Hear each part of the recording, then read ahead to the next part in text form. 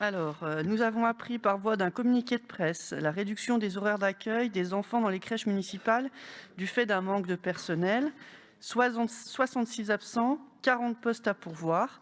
Les tensions de recrutement dans le domaine de la petite enfance ne sont malheureusement pas nouvelles. Le recours à un appel aux familles ne travaillant pas de ne pas emmener leurs enfants à la crèche doit être qu'exceptionnel et inscrit dans une très courte durée. Combien de temps pensez-vous que ces horaires réduits vont-ils avoir cours ? Quelles actions sont envisagées pour remédier à ce manque de personnel, présentement et durablement ?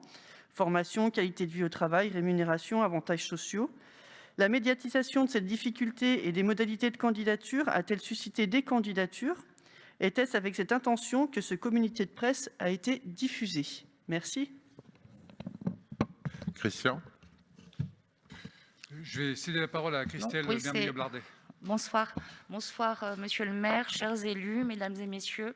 Donc, pour répondre à votre question, cette parution où il y a eu lieu la semaine dernière, je rappelle que lors de la commission Génération Future du 20 octobre dernier, et ce n'était pas la première fois en commission, Lucile Vaisseau a fait part en questions diverses des difficultés de recrutement et de remplacement des personnels absents.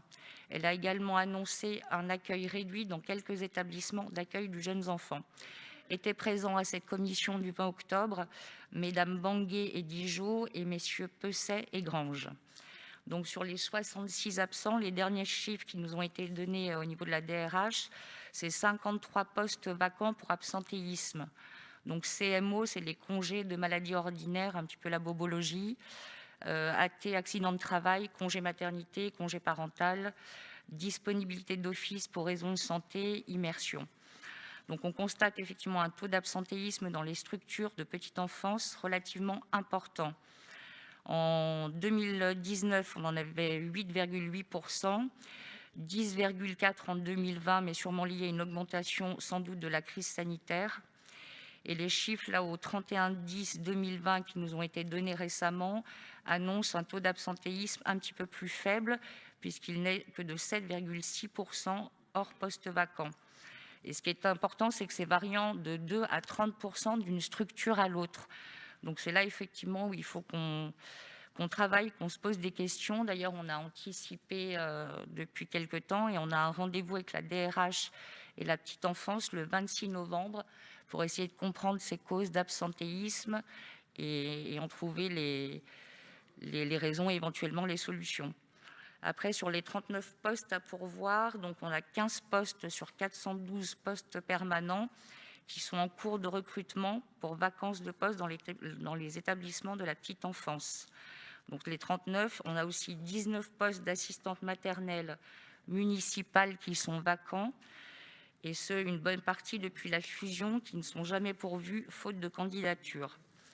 Donc, malgré les appels à candidature permanents, la difficulté reste le recrutement des auxiliaires de puériculture et les éducateurs de jeunes enfants pour lesquels il y a une pénurie de candidatures sur le marché de l'emploi. Et comme vous a rappelé monsieur le maire tout à l'heure, sans compter les problèmes de contraintes liées au diplôme et les concours qui sont bien trop lourds pour ce métier. Également l'attractivité par rapport à la Suisse, qui nous cause aussi pas mal de soucis. Donc beaucoup de professionnels de la petite enfance deviennent assistantes maternelles, car plus de choix d'horaires d'enfants et de travail. D'où on va essayer de les aider dans la création des MAM pour pouvoir garder nos assistantes maternelles sur le territoire.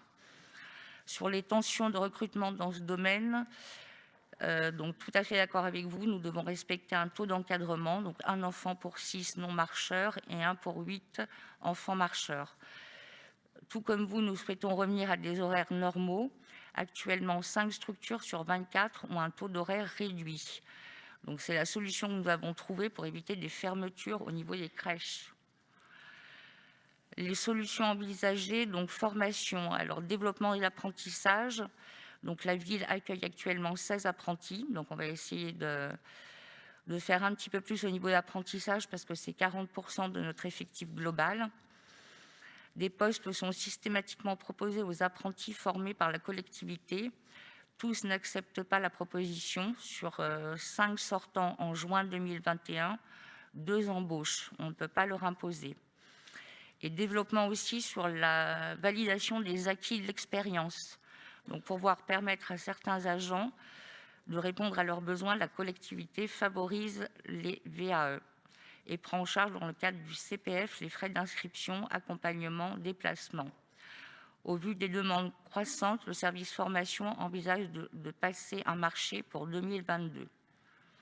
Depuis 2018, la ville a financé 14 VAEJ, 9 sont en cours et 5 vont débuter en 2022.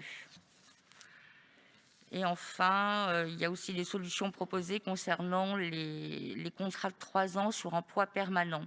C'est-à-dire que la règle aujourd'hui est de proposer un contrat de 3 ans aux agents ayant fait leurs preuves et déjà en poste dans la collectivité depuis au moins 1 an. Donc la proposition serait d'ouvrir immédiatement des contrats de 3 ans aux AP et EGE et assistants de jeunes enfants dès le premier recrutement sur emploi pérenne, comme on le fait déjà pour les catégories A. Et donc la création de MAM également que nous souhaitons amplifier. Voilà. Et pour le communiqué de presse, c'était aussi surtout pour informer les parents qui étaient informés évidemment par courrier bien avant et amplifier les candidatures pour accélérer le recrutement. Oui, et effectivement, depuis le communiqué de presse, nous avons eu une dizaine de candidatures dont on espère qu'elles seront véritablement formalisées.